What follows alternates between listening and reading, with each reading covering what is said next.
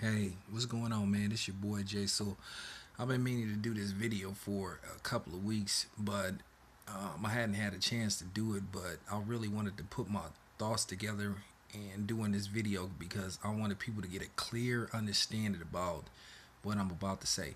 First of all, man, this video is for the brothers and sisters that's out there seeking work and having trouble finding work. Whether it be not doing good on interviews, whether it be because you got a criminal record or whatever.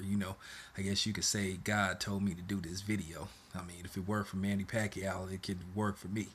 Anyway, I wanted to do my part to help some of these brothers and sisters that's out there seeking work because it's like this. Somebody got to do it. I know there's an old saying, game is meant to be sold, not told, but this time I'm going to tell it. I'm finna give it away for free because I feel like I need to do my part to help my people out.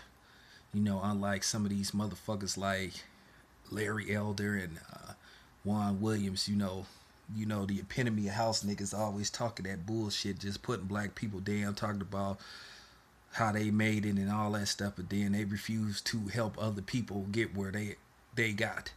Like I said in another video, somebody had to help them, but they choose not to help. So I'm gonna do my part to help.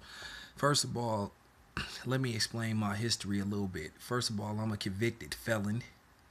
I did a lot of shit when I was younger, but you know, I was a product of my environment. Like I said, I grew up in Oakland, California. I was I'm from a neighborhood called the Murder Dubs. So, it's in East Oakland. So that's one of the toughest neighborhoods they got in East Oakland. Then, not to mention, I lived in West Oakland. I lived in the Acorn Housing Projects. So, I lived in some of the toughest neighborhoods. But anyway, like I said, I'm a convicted felon. I made a lot of mistakes, but I overcame them. I went through a lot of shit, in my 41 years on planet Earth. But, through hard work and prayer, I overcame. I'm doing pretty good now. And but I struggled. I had to go through my trials and tribulations. I just didn't give up. I kept fighting the good fight. Like I said, I'm going through a lot of shit at my job now. But I'm not the person I was 15 years ago. I got more restraint and I know what to say and I know how to handle a situation now. So I'm better now than I was 15 years ago. But like I said, I'm going to give y'all some game.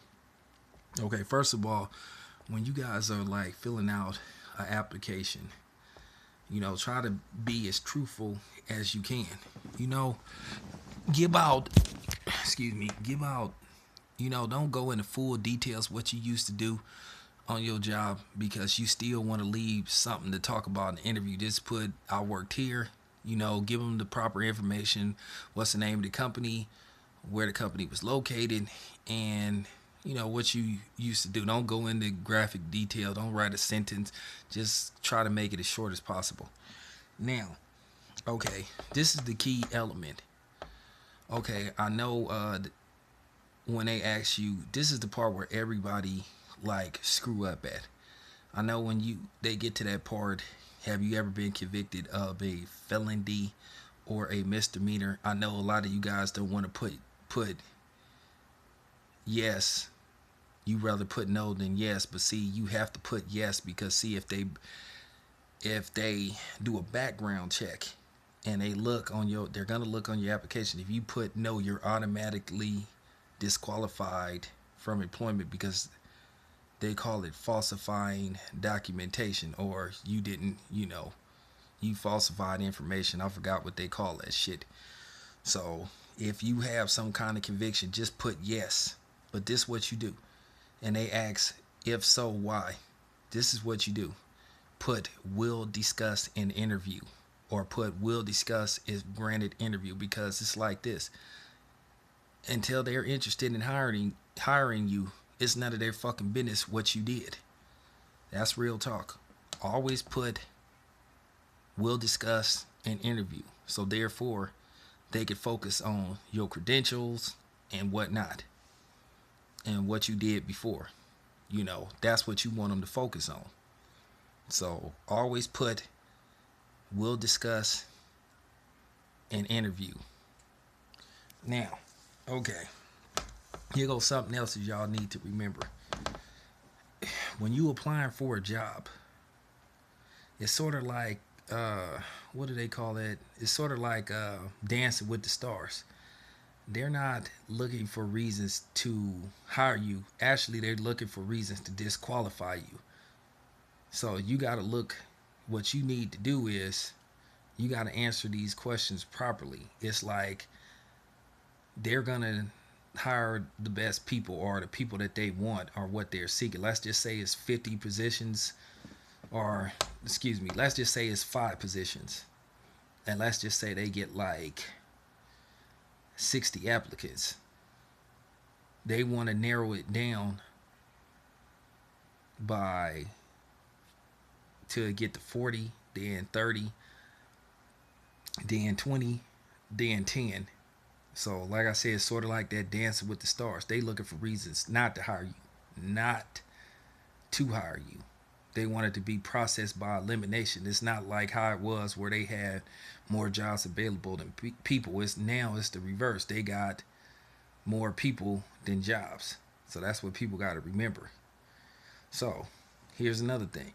Okay, let's just say they call you for an interview. Okay, always pick up the phone. I know if you see a number that say, if it's a number you don't recognize, answer the phone. And I know a lot of times people may think it's a bill collector or somebody. Just if they say, "May I speak to so and so?" Just say this is him. Now if they say they a bill collector or something, then just hang up in their fucking face. But if it's somebody saying, "Hi, I'm so and so from so and so. I got your application, and we was interested in hiring, and interviewing you for the possible position." Okay, like I said, always pick up the phone, because a lot of times, a lot of these companies, they don't like to leave voicemails. I know that. I know that for a fact, because they figure if you don't answer the phone when they call, they figure they got something. You must got something better to do. Okay, so try to pick up the phone when they call. Don't, if it's a number you don't recognize, don't ignore it just to be ignoring it, because like I say, they take all that into account. That's what you got to remember. All right, here you go. Here's another tip. Okay, when you depending on what kind of job that you applying for, let's say it's a warehouse job versus a job at a bank, there's certain ways you have to dress.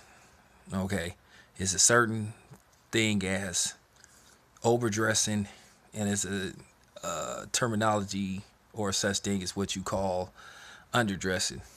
Now, if you applying for a job at Bank of America or something like that, yeah, wear a nice suit. Wear a nice suit.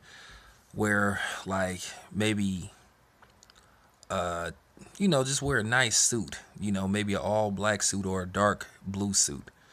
Don't come in there with no lemon lime green. Don't come in there with no pink suit. Don't come in there with no yellow suit, because they're not going to take you seriously. Remember, you applying for a fucking job, not trying to be a pimp or going to the club. Look presentable. Okay. Now, if it's a warehouse job, or working for the port, or working at, an oil refinery, wear some nice slacks or some nice all black jeans, some nice dark blue jeans. Try to avoid wearing jeans with red stripes or blue stripes, because they may think that's gang affiliated. Just wear some all black, possibly nice looking Levi's, or like some tan khaki pants. Wear a nice button up, or wear a nice polo shirt. As far as shoes go, in certain situations, you got to remember, like, now times is a little different, and some of these corporations they got a little hipper, so like all white Shell toe Adidas is sort of like accepted, like with a nice blazer and maybe a nice button up, you know, and tuck in your shirt also, and wear a nice belt, and don't walk in there with your pants sagging. Remember, you want them to take you seriously, you know. And like I said, remember, it all depends on what job that you applying for. Don't overdress, don't underdress. Now, as far as the sisters go, as far as hair go, don't come in there with no green hair, no purple hair, no blue hair, because they not going to take you seriously. Don't come in there with no long ass ghetto nails. Try to keep your nails cut, because like I say, they look at all this shit. They look at everything. You know, they're, like I said, remember, they're looking for reasons to eliminate you from contention for the job. You got to pay close attention to that.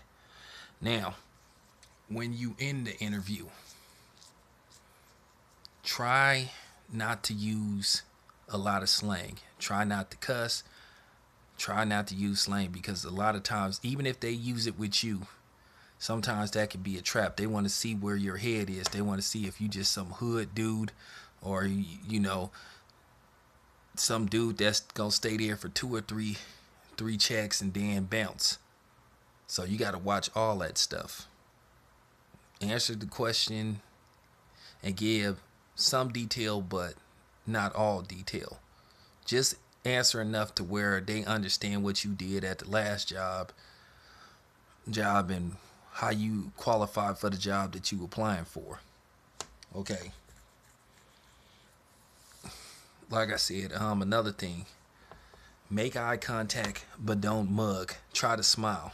You know, like I say, don't be too cool for school. You know, don't try to go in there looking like you having to stare down for a after school fight, because that can instantly like fuck you up. Remember that. Okay, so now tell them about yourself. You know, tell them what you did on your last couple of jobs, and I mean, don't go into detail about your life. Don't talk about you like skiing and you know, going to the park after dark and all that shit, long walk. They don't give a damn about that. They want to know more about your job. You know, just tell them, you know, tell them why you applying for the job and stuff, and why you want to be there. You know, now, if they ask you, let's just say you have something on your criminal record and they ask you about it, try to give as less detail as possible. Try to make it look like, do the old school, well, I made a mistake and I learned from it and I hung out with a bad crowd and I'm a better person. No, don't go in there, well, I robbed a liquor store and I shot two people, and just try to give as less detail as possible. That's what you need to do. Try to get out of talking about that shit as quick as possible. And then another thing, try not to talk religion or politics. That's too controversial. You don't even want to get into that. Just if they ask you about who you vote for, just say, well, I'm really not into politics. No disrespect, I'm just not really into politics. And if they ask you about religion, just say, well, just try not to, just avoid trying to talk about religion, period. Because first of all, really, they shouldn't even be asking you what your religion is. But I'm just trying to give you guys some game.